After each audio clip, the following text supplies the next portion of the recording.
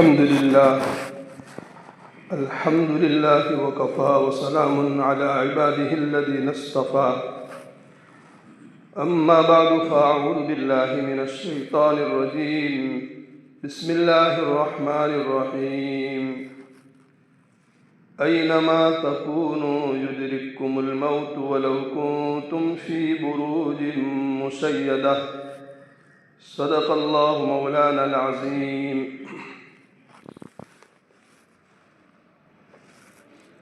काबिल एहतराम दीनी और ईमानी भाइयों,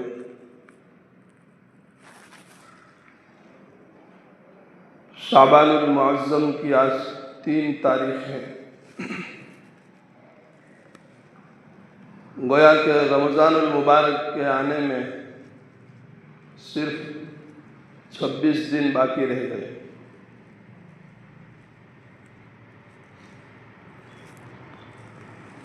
हदीसों में आता है कि क़यामत के करीब वक्त से बरकत उठा ली जाएगी। क्या मतलब?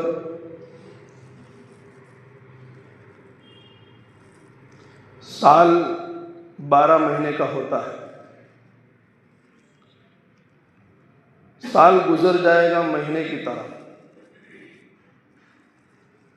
और महीना गुजर जाएगा हफ्ते की तरह,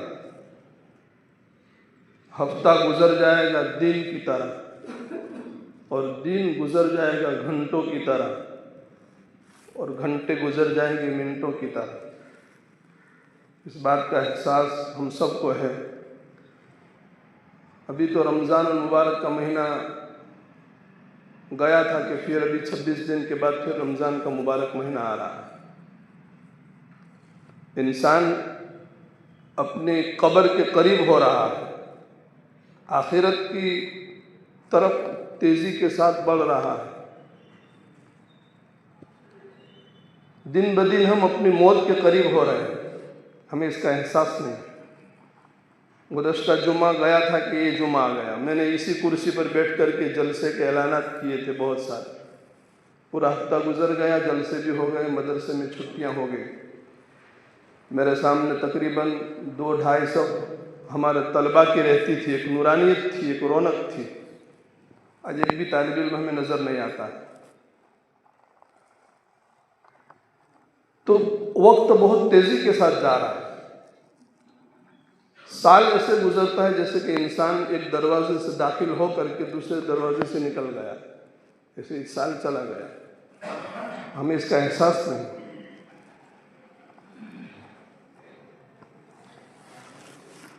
रफ्ता रफ्ता चुपके चुपके दम बदम उम्र यूं ही तमाम हो रही है मिस्ल बर्फ़ के कम। जैसे बर्फ़ पिघलता है, हमारी उम्र कम हो रही है, हमें इसका एहसास नहीं। हमारे घर में बच्चा पैदा होता है, जब 1 साल का होता है तो हम कहते हैं कि बड़ा हो गया, 1 साल का हो गया। तो बच्चा बड़ा नहीं हुआ बल्कि 1 साल छोटा हो गया। अगर वो बिलफर्ज मान लो कि 50 साल की ज़िंदगी लेकर के दुनिया में आया था, 1 साल उसका गुजर गया, अब 50 में से 49 साल का हो गया। इससे हम बड़े नहीं हो रहे, हम रोज़ाना छोटे हो रहे हैं, आखिरत के करीब हो रहे हैं, मौत के करीब हो रहे हैं, कब्र के करीब हो रहे हैं, हमें इसका एहसास तक नहीं है। तो ये हदीसों में आता है कि क़यामत के करीब वक्त में से बरकत उठा ली जाएगी। साल महीनों की तरह, महीने हफ्ते की तरह, हफ्ते दिन की तरह और दिन घंटों की तरह गुजर जाएंगे। अल्लाह पाक हमें इन औकात की, इन मुबारक घड़ियों की पूरी कदरदानी करने की तौफीक नसीब फरमाए। मैंने कुरान करीम की जो आयत शरीफा आपके सामने तिलावत की, ऐनमा तकूनु युदरिकुमुल मौत वलौ कुन्तुम फ़ी बुरूजिन मुशय्यदा, इस आयत के शान नुज़ूल के बारे में मुफस्सिरीन ने लिखा है कि हिजरत से पहले मक्कतुल मुकर्रमा के अंदर कुफ़ार और मुशरिकीन की तरफ से मुसलमानों को बहुत सताया जाता था और मुसलमानों के ऊपर बहुत तकलीफ़ें और मुसीबतें आती थी, जिसकी वजह से मुसलमान अल्लाह के नबी हज़रत मोहम्मद रसूलुल्लाह सल्लल्लाहु अलैहि वसल्लम के पास जा कर के शिकायतें करते थे और कहते थे कि हमें जिहाद का हुक्म दे दो, कुफ्फार से लड़ने का हमें हुक्म दे दो, हम इनसे अपना बदला ले लें। अल्लाह के नबी सल्लल्लाहु अलैहि वसल्लम फरमाते थे कि भाई अल्लाह की तरफ से अभी जिहाद का हुक्म नहीं आया है, मैं आप लोगों को कैसे जिहाद का हुक्म दे सकता हूँ। जो अहकाम अल्लाह की तरफ से आए हैं, नमाज ज़कात वगैरह, इसी के पाबंद तुम अभी रहो और अल्लाह के रास्ते में जिहाद करने का शौक़ रखो, माल खर्च करने के आदी बनो और अल्लाह के अहकाम की पाबंदी अभी करते रहो। जिहाद का वक्त आया नहीं। लेकिन जब मदीनतुल मुनव्वरा में हिजरत करने के बाद हालात अच्छे हुए और मुसलमान चैन और सुकून के साथ, आराम के साथ रहने लगे, फिर जब जिहाद का हुक्म आया और अल्लाह के नबी सल्लल्लाहु अलैहि वसल्लम ने जब जिहाद के लिए कहा, तो मुसलमानों की एक जमात ने ये तमन्ना की कि काश कि अभी हम दुनिया से थोड़ा फ़ायदा उठा लेते, जिहाद का हुक्म अभी न होता तो क्या ही अच्छा था। ज़ुबानों से तो नहीं, लेकिन दिल में सिर्फ ये तमन्नाएं होने लगी, क्योंकि जिस वक्त मुसलमानों के ऊपर तकलीफ़ें और मुसीबतें पहाड़ों की तरह तोड़ी जाती थी, उस वक्त मुसलमानों के जज्बात उभरे हुए थे कुफ्फार और मुशरिकीन से लड़ने के लिए। उम्मन ऐसा होता है कि जब तकलीफ़ में आदमी होता है तो उसका गुस्सा भी उभरा हुआ होता है कि मैं उससे बदला ले लूँ, लेकिन जब हालात साजगार होते हैं, गुस्सा ठंडा हो जाता है, तो उस वक्त तो इतना बदला लेने की तमन्ना दिल में नहीं होती है। तो साहबा ने फरमाया कि उस वक्त चूँकि हमारे जज्बात जिहाद के लिए उभरे हुए थे, इसलिए हमें तमन्ना थी कि कुफ्फार से बदला ले लें, और इस वक्त चूँकि हालात साजगार थे, तो मुसलमानों की एक जमात ने तमन्ना की कि क्या ही अच्छा होता कि अभी जिहाद का हुक्म न होता और ज़्यादा हम मोहलत हमें दी जाती और बाद में हमें जिहाद का हुक्म होता। उस मौके पर यह आयत नाजिल हुई, ऐनमा तकूनु युदरिकुमुल मौत वलौ कुंतुम फी बुरूजिन मुशय्यदा, कि बज़ाहिर सहाबा की तमन्ना से ये मालूम होता था कि भाई जिहाद में जाएंगे, शहीद हो जाएंगे, कत्ल हो जाएंगे, जिंदगी हमारी पूरी हो जाएगी, और जिहाद में नहीं जाएंगे तो हम जिंदा रहेंगे। तो अल्लाह ताला ने इस आयत के अंदर आखिरत की तरफ तवज्जो दिला करके यूँ फरमाया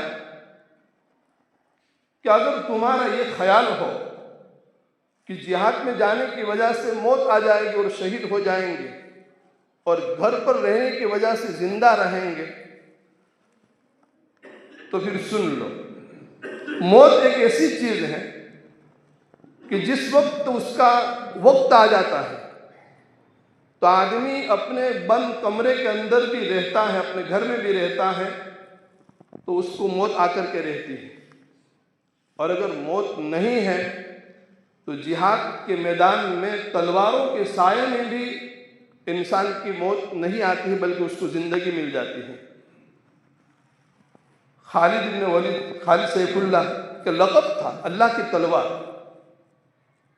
तमन्ना थी कि अल्लाह के रास्ते के अंदर में शहीद हो जाओ, बार बार जंग के अंदर जाते थे, तमन्ना करते थे और कहते थे कि घर के चारपाई के ऊपर मरना तो ये तो औरत की मौत है, मैं तो चाहता हूँ कि मैं कुफ्फार के मुकाबले के अंदर अल्लाह के कलीमे को बुलंद करते हुए मेरी मौत आ गई।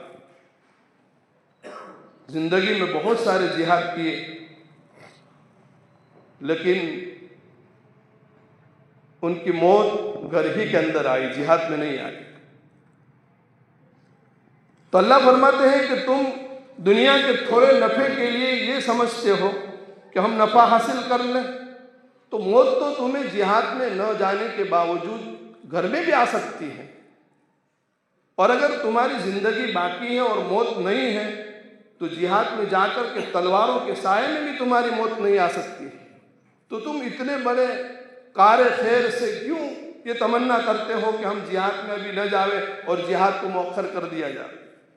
ऐनमा तकूनु युद्रिकुमुल मौत वलौ कुन्तुम फी बुरूजिन मुशय्यदा, अगर तुम बंद कोठरी के अंदर होंगे वहां भी तुम्हें मौत आकर के रहेगी। इस आयत के ज़िम्न में हाफिज इब्न कसीर रहमतुल्लाह अलैह बहुत बड़े मुफस्सिर कुरान गुजरे हैं, जिनकी तफसीर इब्न कसीर बहुत मशहूर है। इन्होंने इस आयत के ज़िम्न में एक बहुत बड़ा इबरतनाक वाक़या लिखा है, वो मुझे सुनाना है। लिखा है इस आयत के ज़िम्न में हाफिज इब्न कसीर रहमतुल्लाह अलैह ने कि अगले ज़माने में एक औरत थी, उसके पेट के अंदर हमल था। जब हमल की विलादत का वक्त आया, उस औरत ने, इसके बाद विलादत भी हुई, एक लड़की की विलादत हुई, लड़की जनी। उस औरत ने अपने खादिम को, मुलाजिम को आग लेने के लिए भेजा, क्योंकि डिलीवरी के मौके पर, विलादत के मौके पर आग की ज़रूरत पड़ती है। तो उस औरत ने अपने खादिम से, मुलाजिम से कहा कि आग लेकर के आओ। अब जब वो मुलाजिम आग लेने के लिए चला, अभी दरवाजे के बाहर ही निकला था कि एकाएक एक आदमी नमूदार हुआ और उस आदमी ने उस मुलाजिम से कहा कि कहाँ जा रहे हो। मुलाजिम ने कहा कि इस औरत को विलादत हुई है, आग लेने के लिए जा रहा हूँ। उस नमूदार होने वाले आदमी ने कहा कि इस औरत ने क्या जाना है, इस औरत से क्या पैदा हुआ। तो मुलाजिम ने कहा कि लड़की पैदा हुई है। तो उस आदमी ने कहा मुलाजिम से, नौकर से, कि जो लड़की पैदा हुई है वो लड़की अपनी जिंदगी में 100 मर्दों से जिना करेगी और एक मकड़ी के जरिए से उसकी मौत होगी। मकड़ी कहते हैं करोड़िए को, जिसको हम करोड़िया कहते हैं, अरबी में उसको अनकबूत कहते हैं। कुरान में जिसका तज़किरा है, मसलुल लज़ीना इत्तख़ज़ू मिन दूनिल्लाहि औलिया कमसलिल अनकबूत। सूरह अनकबूत इस नाम की पूरी सूरत है कुरान में। मकड़ी जो जाला तनती है घरों के अंदर, करोड़िया जिसको हम बोलते हैं। तो उस आदमी ने उस मुलाजिम से कहा कि जो बच्ची पैदा हुई है वो अपनी ज़िंदगी में 100 आदमियों से जिना करेगी और उसकी मौत एक मकड़ी के ज़रिए से होगी। मुलाजिम सुन करके फिर दोबारा दौड़ता हुआ घर में जा करके उस बच्ची का पेट चाक कर दिया। चाकू ले करके जो बच्ची पैदा हुई थी उसका पेट चाक कर दिया, चीर दिया और समझ गया कि ये तो अब मर जाएगी। ये काम करने के बाद मुलाजिम जो है वो जंगल की तरफ, समंदर के किनारे फरार हो गया, चला गया और वहाँ अपनी ज़िंदगी बसर करने लगा और कमाने लगा। वो यही समझता था कि जिस बच्ची का पेट मैंने चाक किया है वो बच्ची मर गई है। लेकिन मुलाजिम के जाने के बाद उस बच्ची की माँ ने उस बच्ची के पेट को जो चाक किया था उसके टाँके दे करके उसका इलाज किया। वो बच्ची तंदुरुस्त हो गई, जिंदा रह गई। और वो जो मुलाजिम था वो समंदर के किनारे छप्पर डाल करके रहने लगा, वहाँ मजदूरी करने लगा, बहुत सारे पैसे जमा कर लिए। इस अरसे में ये बच्ची जवान हो गई। बच्ची ऐसी खूबसूरत थी कि उसकी मिसाल मिलना मुश्किल था, उस जैसी कोई बच्ची ही नहीं थी। एक अरसा गुजर गया। इसके बाद वो मुलाजिम फिर दोबारा शहर में आया जहाँ से वो फरार हो गया था, चला गया था। शादी का तकाजा था, वो भी जवान था, शादी का तकाजा, तो शादी करने के लिए आया। शहर में आया तो एक बुढ़िया से मुलाकात हुई। बुढ़िया से कहा कि मुझे शादी करनी है, लेकिन ऐसी लड़की से शादी करनी है कि जो लड़की ऐसी खूबसूरत हो कि उस जैसी कोई खूबसूरत लड़की ना हो। बुढ़िया ने कहा कि इस गांव के अंदर एक लड़की है जो बहुत ज़्यादा खूबसूरत है और इस लड़की का पता दिया। जिस लड़की का पेट चाक करके वो मुलाजिम चला गया था उस मुलाजिम को मालूम नहीं था कि वही लड़की है जिसका पेट में चाक करके चला गया था। वो तो समझता था कि वो तो मर गई होगी। जब उस मुलाजिम ने इस लड़की को देखा तो कहा हाँ वाकई खूबसूरत है, इससे इसकी शादी हो गई। शादी होने के बाद जब मियाँ बीवी की जब मुलाकात हुई तो उस लड़की ने उस लड़के से पूछा कि तुम कौन हो, क्या है? तो उसने बताया कि मैं कई सालों पहले यहाँ से एक बच्ची पैदा हुई थी, उसका पेट चाक करके मैं चला गया था और समंदर के किनारे पर रहता था और अब मैं शादी करने के लिए दोबारा मैं यहाँ शहर में आया। तो लड़की ने कहा कि जिस बच्ची का पेट चाक करके तू गया था वो मैं ही हूँ, और कपड़ा उठा करके पेट भी दिखाया कि देखो ये तूने चाक किया था और तेरे चले जाने के बाद मेरी माँ ने इसको सी दिया था और मेरा इलाज किया था और मैं जिंदा होकर के आज बड़ी होकर के इस उम्र को पहुंची हूँ। लड़के ने कहा अच्छा, हाँ मैं वही लड़की हूँ। तो फिर लड़के ने कहा कि तेरे मुताल्लिक दो बातें मुझे मालूम है कि तू जिंदगी में 100 मर्दों से जिना करेगी और तेरी मौत एक अनकबूत, एक मकड़ी के जरिए से आएगी। तो औरत ने एक बात की तो तस्दीक कर ली कि हाँ मैं 100 मर्दों से जिना कर चुकी हूँ। अब रहा मसला मकड़ी के जरिए से मरने का, तो चूंकि उस लड़के को इल्म था, उस लड़के ने उस नमूदार होने वाले आदमी के जरिए से सुन लिया था कि ये पैदा होने वाली लड़की 100 मर्दों से जिना करेगी और इसकी मौत एक मकड़ी के जरिए से आएगी। अब एक बात तो साबित हो चुकी, लड़की ने कह दिया कि मैंने जिना कर लिया है 100 मर्दों से। अब रहा मौत का मसला। तो शौहर ने चूंकि डर गया कि अब तो ये मकड़ी से मरने वाली है और मेरी बीवी बन चुकी है, इसलिए उस आदमी ने एक कोठरी बनाई, एक मकान बनाया और ऐसा मकान बनाया कि जिसके अंदर से एक चूंटी भी न जा सके, एक कीड़ी भी न जा सके, ऐसा बेहतरीन मजबूत बंद कमरा बनाया। मियाँ बीवी दोनों खुशी से उसके अंदर रहने लगे। एक दिन ऐसा हुआ, हालांकि बंद कमरा था, जहां से कहीं सुराख ऐसा नहीं था कि जहां से हवा भी आ सके, एकदम बंद कमरा, कहीं मकड़ी का आता पता नहीं था, कहीं जाला नहीं था। एक दिन एकाएक देखा एक मकड़ी करोड़िया दीवार के ऊपर नजर आया, जो जाला तनता हुआ ऊपर से छत से जमीन की तरफ नीचे उतर रहा था।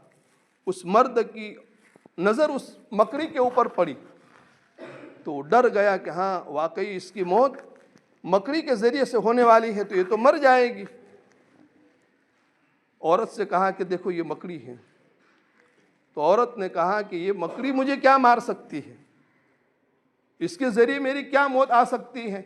इस मकड़ी को तो मैं अपने पैरों के तले रोन दूंगा, कुचल दूंगा। ये कहकर के औरत खड़ी हुई और वो जो मकड़ी थी, अनकबूत करोड़िया जो था, उसको अपने पैर के जरिए से मसल दिया। मसल तो दिया, वो मकड़ी मर तो गई, लेकिन उस पैर के जरिए से उस मकड़ी का जहर सरायत करता हुआ सीने तक पहुंचा और उसकी मौत आ गई।